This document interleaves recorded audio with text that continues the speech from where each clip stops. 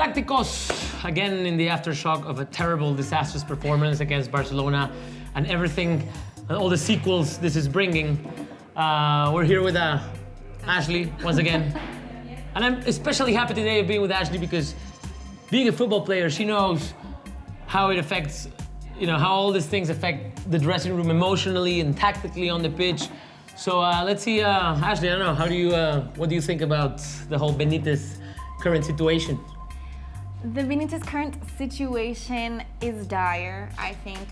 Right now we're seeing a lot of the problems in the locker room and internal problems show on the field. We saw that this weekend in the Clasico. We saw the players weren't playing cohesively. I mean, the rumors are that Cristiano walked into the locker room and said it's me or Benitez. And we're seeing a lot of internal problems. Mm-hmm.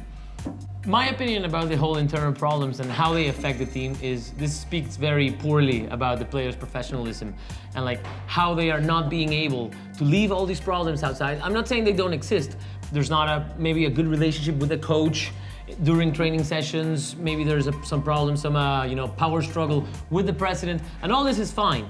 But again, these guys are getting 15, 20 million euros for playing football. It doesn't get any more professional than that. So what's happening when they go on the pitch and all that's happening outside of the pitch is reflecting on how they play? I think it's just saying like maybe these guys are not, as good professionals as they're being paid. No, I totally agree. As a player, I do understand when you disagree with a coach, you don't agree with his system, you don't believe in what he's trying to sell you, you're not drinking the Kool-Aid, which seems like the players aren't. I can understand how that definitely reflects and creates a bad vibes within the team, and then that, in trainings, bad vibes, you get bad vibes, the players aren't happy, and that definitely reflects in the matches. But at the same time, I think if you're being paid that amount of money to play, your job is to play, and your job is to leave everything else at the door, the drama at the door, you step onto the field, you play for yourself, for your personal pride, I think, or at least for me. I play for pride, and you play for your teammates. If you don't like the coach, then, forget about the coach. Do it for your teammates, do it for your fans. And for the fans, for all because the we're paying for 80,000 it. people that were suffering there. That's true. And one of the things that is getting me angry, maybe the most, is nobody's really stepping up and take responsibility for anything that has been going on in the last 2 weeks, obviously more in the Clasico, but what I'm seeing here is the president trying to blame, some of the players through his press, the press trying to blame the president or the players through the coach, but none of the players are saying like, look, we need to leave this aside and, go back to being a team. And I think this is very offensive for the fans. It's like, who is responsible for this? Nobody. Right, there's a lot of finger pointing, and no one seems to be really taking responsibility, assuming the responsibility and saying like, hey, let's move forward from this. When we see Benitez saying, it's not, I made some mistakes, it's not that big of a problem. What we're worried about is moving forward from here. The players haven't really spoke up and said, hey, let's move forward as a team and let's fix the problems that we're seeing in the locker room or anything. We're not seeing any of that. So yeah, what worries me is we're not seeing any genuine of that, because you can say after the game, Sergio Ramos saying like, oh yeah, we are with Benitez. Right. Are you really? I mean, because you're saying it, it's not enough. Let's talk about like tactically. What do you think were Benitez's mistakes? Specifically for the Clasico. Specifically for that game, and I have a very strong opinion about this match. I think big mistake, and I had said it in the previews, that this match is going to be a lot about tactics. We saw 6 players up top that were pressing. I think Modric and Kroos were way too high, and essentially they pulled themselves out of the game defensively, and we saw this huge gap in the midfield, which Barcelona took advantage of. They basically skipped this whole front line of defense, or this first pressing line, I guess, and they had an entire midfield to dribble at us and go at our defense. And who can stop that? Not even the best defenders or the best goalkeeper in the world, Kylian Navas. No, that's true. And also, like, to say something in favor of Benitez, I don't have a doubt that this is the lineup that he wants to have working.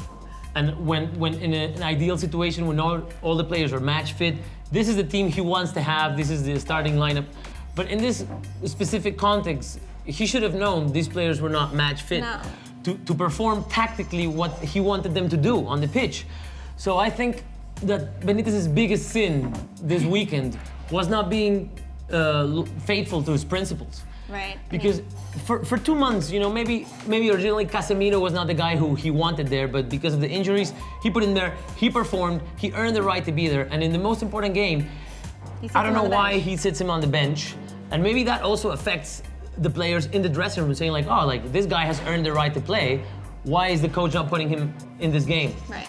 No, I agree. And I think Casemiro definitely deserves to be on the field tactically, and just because of what we've seen in these past couple of months, he deserves to be there. And he, for me, is an important defensive player. Kroos and Modric are extremely offensive, and you had James in there in the midfield, and they just didn't do the defensive job that they needed. When they needed someone to hold back, I said it before, Sergio Busquets was open all the time. Their midfield was open all the time.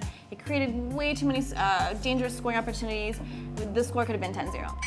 Yeah, and well, before we close it up here, the whole thing is Benitez going to finish the season. I think he should. I think it'd be a terrible sign of not respecting anything if in November we're sacking the coach. Yeah. Was he or not the ideal coach for this project? Well, that's yet to be seen, I think. It's yet to be seen. I agree. I think there's still time. For me, sacking a coach is extremely disruptive to an already disrupted locker room and a team. So I don't necessarily know. It's the right thing to do is to sack Benitez. I think give him a little bit more time, get these players back, try to get these players on the same page and believe in what his goals are, and believe in him and his system. And let's hope that that's the thing, positive comes out of this. Getting the players involved, more like emotionally involved in this. Guys, of course, we could talk about this for hours. We want to know what you think. You agree with us? Do you agree with me, with Ashley? Do you think we should sack Benitez? Who is to blame for all this that's happening? We want to know what you think. Leave it in the comments below. Don't forget to hit like, subscribe, follow us on Twitter, Instagram, Snapchat. That's it. We're everywhere.